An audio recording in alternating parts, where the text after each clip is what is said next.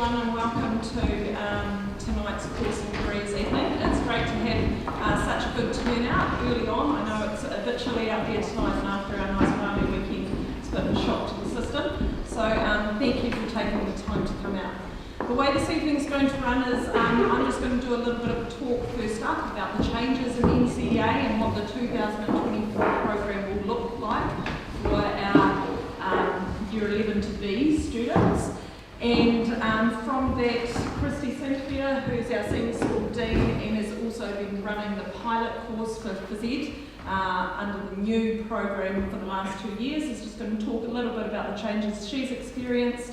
And then Kath Evans, our careers advisor, will talk for that last 10 minutes. Following that, our Year 12 and 13 students and parents will come in, and you're free just to work your way around the different HOD tables. All our HODs will be in here by 6 o'clock to ask any questions that you may have specifically about courses. So hopefully you all received as a Hayward communication last week our Course and Careers overview booklet, and that would have given you the information about each subject moving forward. Okay, great. For 2024, NCEA Level 1 will change in terms of structure and content. So NCEA has rolled out a new curriculum, so the content that has been taught since about 2003 has now changed quite significantly in some subject areas and has come with a much more local focus. So that's been a big undertaking for a lot of our HODs and a lot of our teachers, is getting our heads around what is now required for us in terms of course delivery. The structure has also changed. So where we have had courses that are made up of several different standards, it's now very standardised across courses with 4 standards being offered. This has been on the horizon since 2020 and was initially planned to be implemented in 2021, but with the COVID disruptions that has been pushed back and pushed back. So next year it is definitely going to happen. There's no more hoping for a little bit more of a lifeline. So in terms of the rationale for our changes, NCEA identified that there was unnecessary workload for learners and teachers.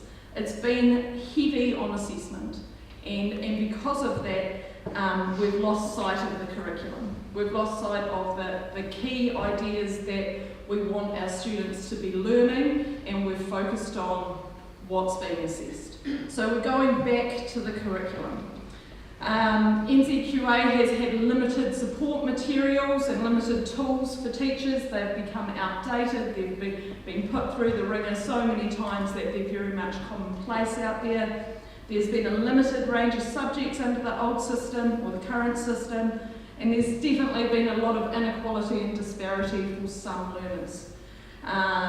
In terms of literacy and numeracy, the qualification that currently stands isn't necessarily the best going forward. It's been shown through research that there's a lack of confidence in what that is instilling in our students in terms of literacy and numeracy. So the principles that are underpinning the change are well-being for staff as well as well-being for our students, equity and inclusion, so ensuring that assessment is fair and available to all our ākonga throughout New Zealand. Coherence in terms of what we're teaching our students and the relevance of that in today's society. Pathways aligning with our careers that are going forward, making sure that we're keeping up with the technological aspects, and credibility to ensure that NCEA continues to be a sound qualification and a qualification that is recognised globally and gives our students access points into key universities across the world, which we've seen a lot. What does it look like? So going forward, we've got fewer assessments. If I look at, I teach geography, so currently in geography we offer 7 achievement standards. So that's 7 different assessments that our students would sit at any point throughout the year. 4 internally and 3 externally, potentially. So now under this system there are just 4, and every subject has 4. 2 are internally assessed and 2 are externally assessed. But external assessment is not always as we've always known it. So in the past, you study your course of information in class, you come along in November and you have to show your understanding of that information.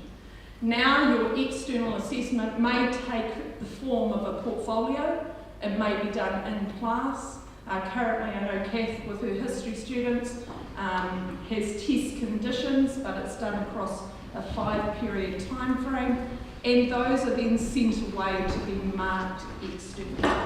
So the external load at the end of the year has in fact decreased. With most of our courses going forward, there will just be one standard that will be assessed in that end of year time frame. So if we look at how it looks in terms of the course, so I've just pulled apart year 11 English. So we have these big ideas, and you would have seen that in the course booklet that came out in the Hale publication. So every subject now has big ideas, and they are the key learning for that subject going forward. Those big ideas will have quite a local focus in terms of New Zealand, and in some cases, in most cases, quite a local Otago focus. It's different for every subject, but every subject will have 1.1 and 1.2 as internals, and 1.3 and 1.4 as externals. All of those are worth 5 credits each. So in the past, one achievement standard could be worth 6 credits and another could be worth 3, but now going forward all are worth 5. So there's a real equity across the board in terms of what is available across subjects and the worth of different material. So what do you need to gain level 1? Those of you who are completely new to the NCEA system, it can be a little bit mind-boggling going forward, but once you get it, you'll be right. So there is a literacy and a numeracy co-requisite. These have been done within standards under the current system. So currently you might sit 1.1 in English, and that would count towards your literacy. Now these are co-requisites. They are separate from your course standards. Lots of our year 10s this year and many of our year 11s set this as a year 10. And these are standardised externals that NCEA puts out to us. So for example, this year our year 10 set their numeracy standards in June, end of May, start of June. And from that, if they passed that standard, and it's either not achieved or achieved, they get the 10 credits. So they have those in the bank, ready to go once they get into year 11. If they've missed it, that's okay, there's more opportunity. So in October this year, our year 10 students will be sitting their literacy. Literacy is a little bit different in that it's broken into 2 parts. 5 for reading and 5 for writing. So you can possibly get one and miss the other, but you do need both moving forward to count for that 10 credits for literacy. It doesn't mean if you've missed it the first time that you can't continue to have a go at it. So there will be 2 opportunities per year to get these credits. So potentially you could have 4 goes at it before you got it, if that makes sense. So 2 opportunities. And then the next part of it is 60 credits via level 1 courses. So each course at Columbia College next year will offer 20 credits. We are all offering 2 internals and 2 externals. They are each worth 5. So whilst it seems like, well, 6 subjects, 20, that's going to give us 120 credits, that's true, but it also gives us a maximum potential to go through to our endorsement ranges, which I'll talk about in a while. And we're quite confident that our students will keep up with 4 standards per subject. So each standard can be achieved at a different level. So out of the 5 standards, you can get a not achieved grade, which is you haven't reached the level yet, and so you do not gain those credits. An achieved grade, and then stepping up to a merit grade, and the top grade being an excellence grade. All of those passing grades are worth 5 credits. There is no differentiation between the level that you achieve and the number of credits that you get. So moving on to our endorsements, and our level endorsements are still probably the most prestigious way of gaining recognition within that level. So to gain a level endorsement, you need to get 50 credits, and that will be outside your literacy and numeracy, 50 credits at the highest level. So if within your calculations you get, say, 65 excellence credits, then you would get level 1 endorsed with excellence. If you get 50 excellence credits, you get level 1 endorsed with excellence. If you got 40 merit credits and 15 excellence credits, you will get level 1 endorsed with merit. Does that make sense? And you can also get level 1 endorsed at achieved level. So every grouping of credits will have an outcome of an endorsement level. Then within that, we also have subject endorsements. So they've kept, it's a little bit odd, there are some subjects that just teeter with the numbering. So there's one subject that offers 6 credits and one that offers 4, but it still works out to the 10 internal, 10 external. So they've kept the subject endorsement level at 14 credits, that everyone in the bundle will pick 10, 15, 20, if that makes sense. So to get a subject endorsement, you need to get 3 of your 4 standards at that level. So if I got 3 merits and 1 excellence, what would I get? Good, I get a merit endorsement in that subject. Yeah? So that means that's a really good way of recognising that I might find English really difficult, but I'm pretty clever at maths. So it's a good way of showing students' strengths moving forward. Okay. So key changes from middle school to senior school assessment. Hopefully you've seen we currently mark to achieve merit and excellence, and we reported on that as well, so hopefully you're familiar with that language. In terms of authenticity, this has been a really big one, and something that's coming up a lot with all the tools for AI out there for students, and we know that not that we don't trust you at all, but we know that there are these bodies of information that can make life really easy for us, but in fact they can actually make life really hard for us as well. So authenticity is a really big step up as you're going into level 1. Whilst there are a lot of tools out there and it's great that you can use them, you do need to make sure that you are converting that into your own language to show us that you have an understanding of those key ideas. And there's a lot of referencing that will go along with that, but we'll help you out with that at the start of the year to make sure you're familiar with what's required and how you can best show that you have a good grasp of those key ideas.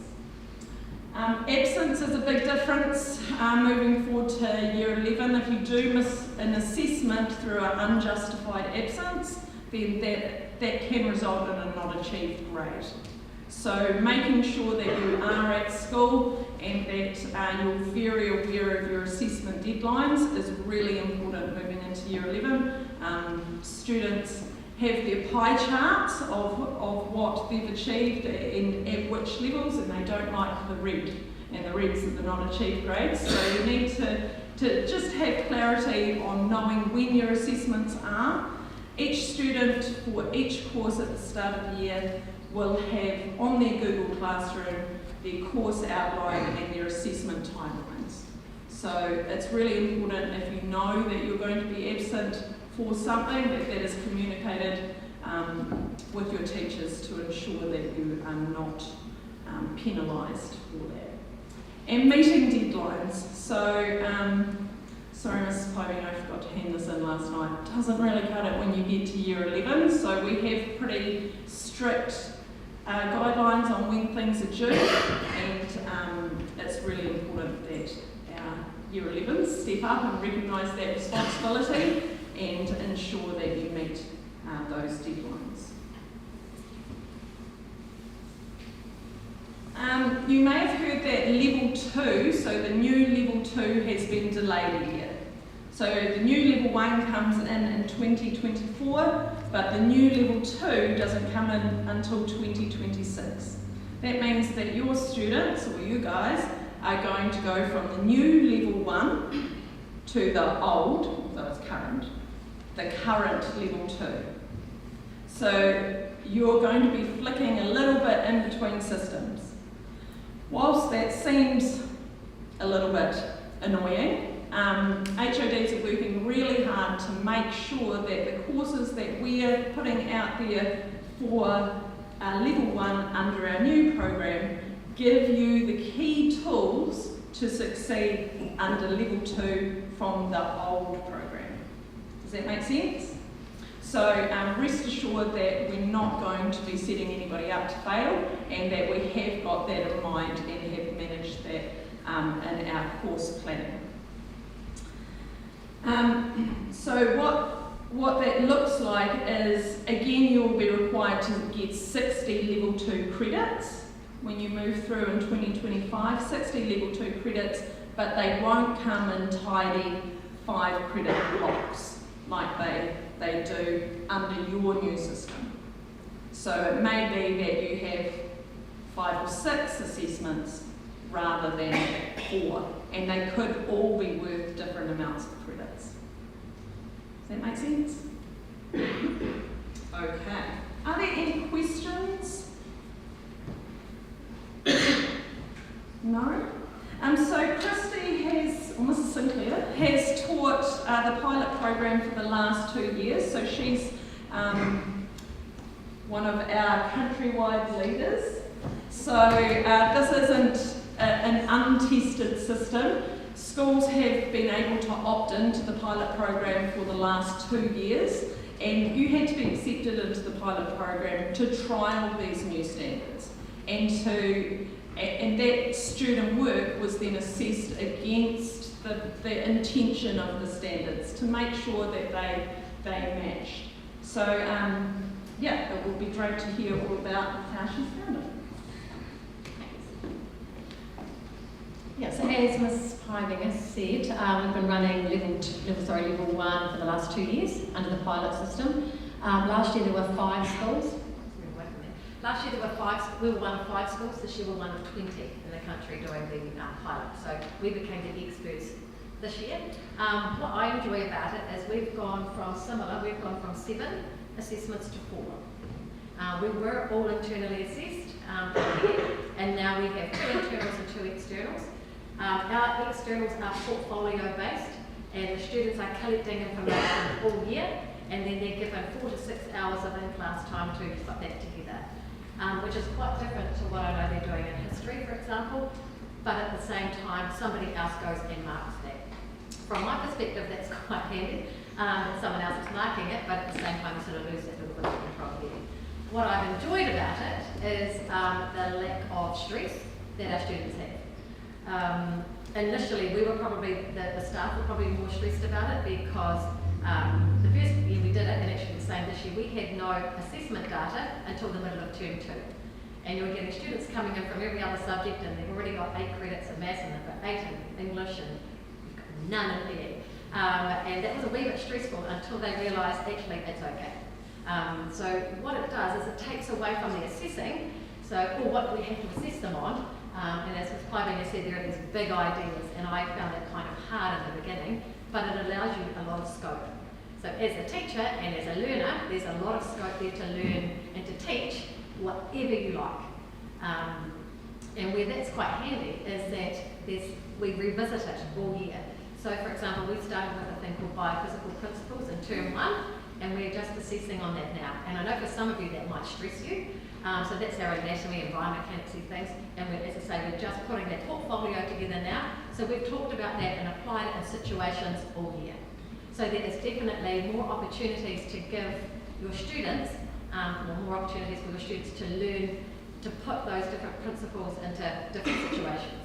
And it becomes more relevant for them. So they might sort of, in term 1, be like, oh, I really don't know. And then term 3, like, oh, I get it now. You've applied it and put it in different situations. The other thing that is quite good about it is we assess when they are ready. So that might mean 3 weeks in and we all know what we're doing and cool, we can go and assess. However, it might be like, actually, we still don't quite know it. So we can assess 6, 7, 8 weeks down the track.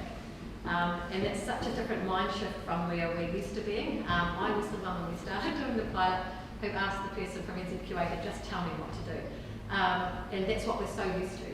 So the new NCEA, there's less telling you what to do and you figuring it out. Okay, so that's where the shift goes from. It's like, what do I have to do to get it achieved? What do I have to do to get this? Well, here's the big idea. What do you think? You go, Okay, so there is that little bit of having now to do it for yourself, researching for yourself, rather than us going, look at this, this, and this. If you do this, you'll pass. Okay, so there's a lot more based on you, which I think is fabulous, and it might just stress you all out. But I think it's great. So going forward, it means that you're more independent and that you develop those skills at level 1 to help you through to level 2 and 3. What else do we like? Yeah, it allows creativity. So again, instead of doing, we have to do this, this, and this, you can, as Ms. Pybing said, bring in the local context.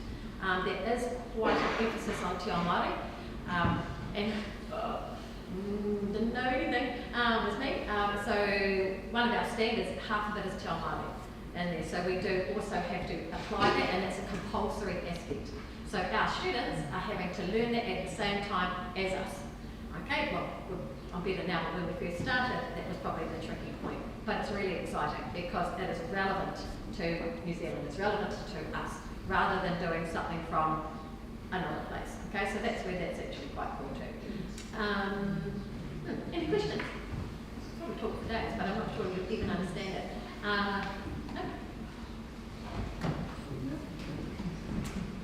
So if you've got any questions specifically about the qualification tonight, one will just be floating around the hall, so yeah, feel free to ask as you go. Otherwise, Ken?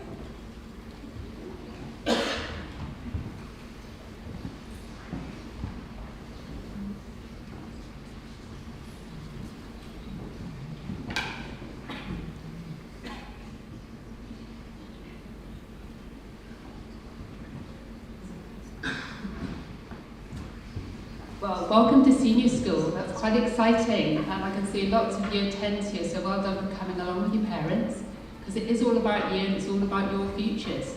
So great to see so many here, and so many Birkenstocks as well.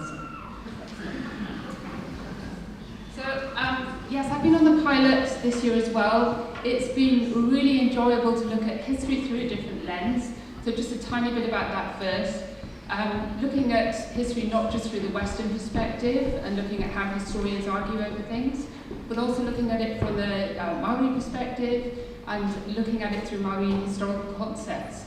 So it's been a real pleasure to teach, and I'm learning along with the class. So I've got to say I'm all for the change. Okay, some of you might be sitting there thinking, I want to be a doctor, and I wanted to be a doctor since I was 3. That's what I want to do. I'm on my path. But that might be one person in the room, maybe not even one. For many of you, you may have no idea at all. I think when you go into year 11, everything is left open for you because everybody does maths, English, and science. So don't worry too much about year 11 in terms of choices. What I have put up here, though, are some particular pathways you might want to think about if you do have a firm idea in mind. So some obvious ones, like if you want to be a games designer, it might be a good idea to do Digitech, just find hard to say Digitech. If you want to do architecture, physics and maths later on, very important, as well as design. So have a look. If you can see something up there and you think that's me, have a look at those subjects. They're just suggestions, but certainly the higher up you get, the more it will help you into those avenues. We've got Otago University coming, so Sandra Spence, she'll be here in a minute, and we've got Stephanie Kerslick from Otago Polytechnic. If you want to ask about tertiary options and what the best subjects are, any advice about life after school, I know you're only year 10, but they'll be here to answer any questions that you've got. Right, so for maybe the majority of you, you're not sure what you want to do, and that's absolutely fine. I didn't know at all through school, and arguably right into my 20s, and ended up with all sorts of different jobs. So we look at careers next year. We have a unit on careers for year 11, and it helps you explore all the ideas out there. But for now, I would go with what you really enjoy and what you're good at, because that's going to be sort of the pathway to success for you next year, I think.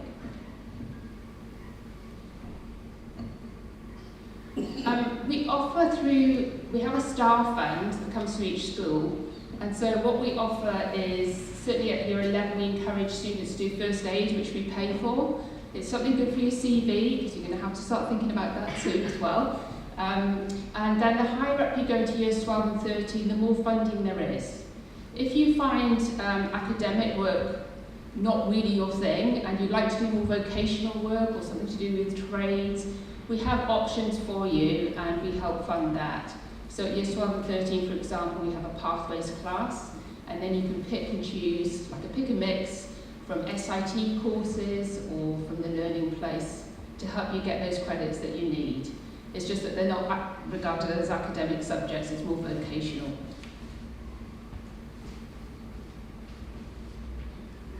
So that's about the pathways course. Also at year 13, there is an option for those who are very interested in trades to look at the OSTC courses at the Polytechnic, and they offer some very good trades-related courses on Friday. For our high flyers, and we do have many high flyers, we really want to encourage you at Columba. We have had great success academically through the NCEA system. We had Penelope Hare last year getting into Oxford on the basis of it. We've got Melbourne University applicants this year who've been accepted, depending on their grades. So it offers everything you need in terms of the world out there academically. To help you along, we're very keen on NCEA scholarship. We do find that those who really are passionate about a subject and do manage to get one at year 12 end up with incredible university scholarships the following year, so your $20,000 or $30,000 scholarships. So it's worth thinking about if you're passionate about a subject. There is no pressure at all. It's only if you really like a subject and you want to give it a go. So that's something for you to think about in future years. We offer all sorts of other extensions as well. There are university papers you can take online if you're really into maths. So the Math 199 course with Canterbury University is very popular with a few mathematicians, but every year we have one or two that like to do that, and that is free. And we have a few people who take the music performance paper, and we try to help fund that for them as well in year 13.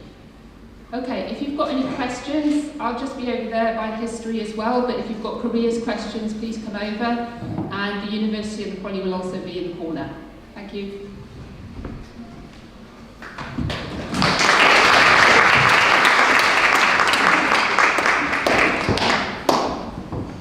And so the way this evening will operate is for the next hour and a half through to 7:30, we'll have HODs and subject representatives around the hall. So if you have any questions relating specifically to a subject, we also have some representatives from John McGlishan who we share a campus with for different subjects. So Te Reo, agriculture, bioethics, and senior drama will also be represented tonight. So enjoy, ask all those questions, make sure you find out what spins your wheels.